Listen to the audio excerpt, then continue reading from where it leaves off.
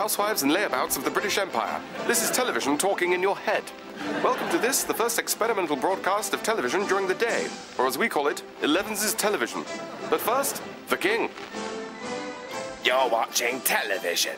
Stay tuned. At this time tomorrow, another chance to catch footage of Hitler's corpse, where pictures of the charred remains of Corporal Hitler are accompanied by a selection of Vera Lynn's B-sides.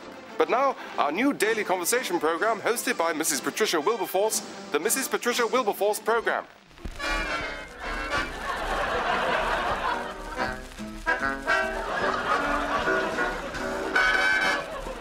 Good morning, ladies and the war wounded.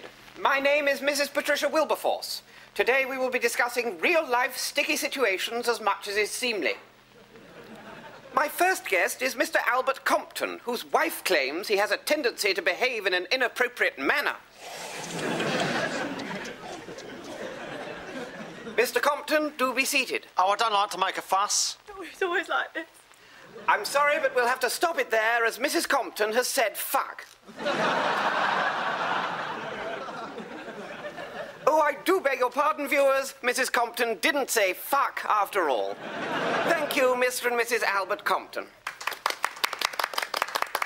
My next guest is Miss Margaret Blyton, who, following an incident in the blackout, has got herself in the family way. And I'm sure I speak for all of us when I say that I hope that Miss Blyton's unfortunate fiancé insists on a deoxyribonucleic acid test when the little bastard is whelped. Join me next time on the Mrs. Patricia Wilberforce programme when I'll be telling the shocking story of Mrs. Elsie Taylor, who freely admits to taking 2 sherries before dinner and whom I shall be having imprisoned for delinquency. Goodbye. Are you in some way uncouth? It will be our researchers' very great pleasure to make your acquaintance. Kindly telephone us on Mayfair 426 and state your business.